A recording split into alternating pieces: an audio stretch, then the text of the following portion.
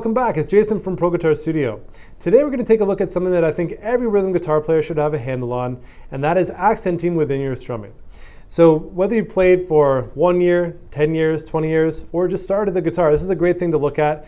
And if you've played for, let's say, 15, 20 years, or even 10 years, and you haven't heard of this before, don't worry, I see players all the time with different varying levels of experience. So sometimes 5 years, sometimes 15 years, whatever it might be, who haven't heard of this before, and then they realize this is the key to unlocking what they've been looking for, okay? So a lot of times the stuff you're hearing on records have what I'm gonna talk about here in it. It's just hard to sort of visualize it or see what's going on if you're just listening to it. But if you watch a guitar player play, you can see this happen with their strumming hand if you focus really hard on that strumming hand. All right, so we're just gonna jump right in and talk about accenting within our strumming, okay? So we're gonna start off with just down strums. We're gonna start with a D chord to go through this progression. So on our D chord, we're gonna strum down, let's say 4 times. 1, 2, 3, 4. Now, if we just play straight across the board, let's say just the D chord without any accents, this is what we get.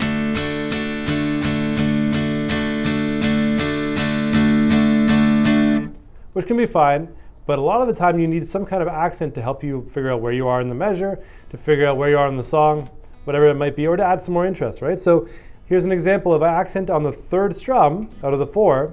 Here's what it sounds like.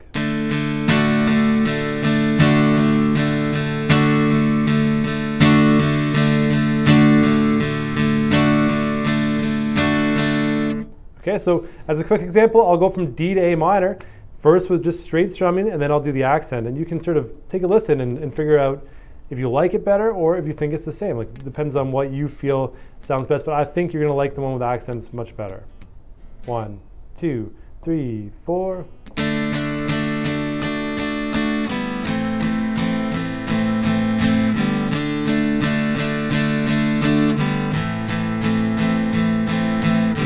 Here's with accents. 1, 2, 3, 4.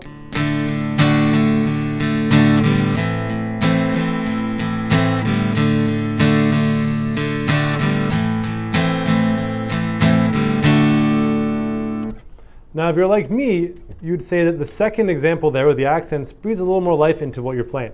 And that's the way I feel about almost everything I play with rhythm guitar. So I'm always including accents. I very rarely will play anything straight without any kind of dynamic, okay? So what that means is that if you're a loud strummer, if you strum very loud all the time, calm that down, bring it down so that you have room to grow, right? Room to actually get louder.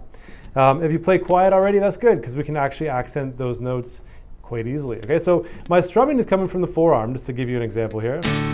So almost like, rotating a doorknob, shaking water off your hands. So when I'm strumming very lightly, I'm only gonna hit a few strings and I'm not hitting that hard, but on the louder strums, ones that want to accent, it's like a slingshot of the wrist, okay? So that's the motion you want to get used to here. And with all down strums, it makes it much easier. So like the, instead of that.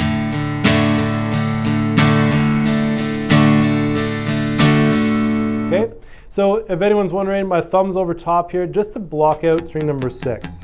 That's the only reason it's there. Usually it's sitting on the back of the fretboard, but when I want to block a string, I will use it up above, just like this. So we're going to do the D chord with that 1, 2, 3, 4 strum. And so we're going to do that 4 times on the D. Now, if we're going to put this into context in one measure, this is 1 and 2 and 3 and 4 and, which means we accent beat 2 and 4, which is the kick and snare or the snare and snare, depending on what you're looking at. So typically, we're going to do 1 and 2 and 3 and 4 and to match the snare drum. And you can also have songs where the accent's on beat 3, 1 and 2 and 3 and 4 and 1 and 2 and 3.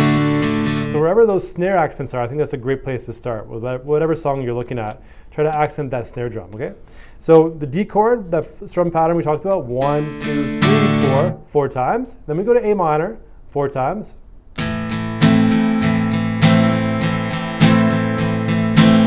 E minor 4 times. And G 4 times.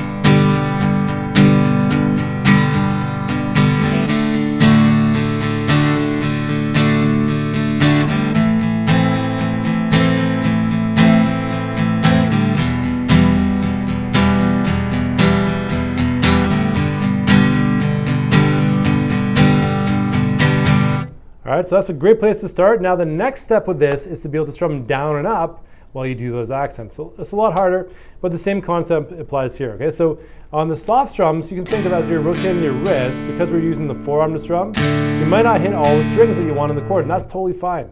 So we want to focus on strumming down and up. So it comes through like that first, but then we're going to go 1 and 2 and 3 and 4. Slingshot that wrist on the 1 and 2 and 3 and 4, the 2 and 4. Okay, so here's what it sounds like just in the D chord.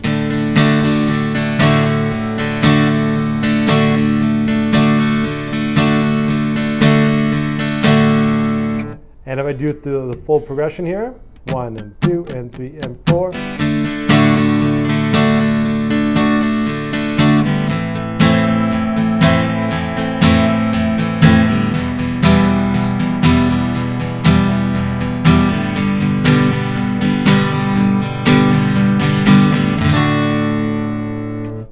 All right, so that's the whole goal here, is to get comfortable strumming down and be able to accent notes right to start off. So just down strums keeps it easy for you, but the down and up strumming is where this will really gain some value for you. So if we're doing any kind of strumming pattern, like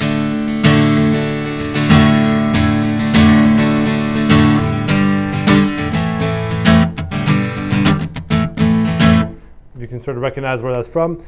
Those kind of accents are really going to help pull together everything you're learning. Okay, so if we're just playing songs straight across, it can get quite monotonous and it won't sound like the recording. So you might wonder why it doesn't sound like the actual record.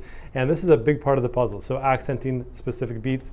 Start off with beats 2 and 4. Try beat number 3, that works too. You can also try dividing into groups of 3, 3, and then 2, like 1, 2, 3, 1, 2, 3, 1, 2. That works really well as well. Yeah, so have fun with this. If you have any questions, please let me know in the comments below. I did include in the example at the start some individual arpeggios throughout each chord just to add some interest, but that's not really what this lesson's about. So take a listen. If you want to learn more about that, feel free to let me know. Maybe I'll make a lesson on that too. But if you enjoyed this, give me a thumbs up, subscribe for more videos like this each week, and I hope to see you soon.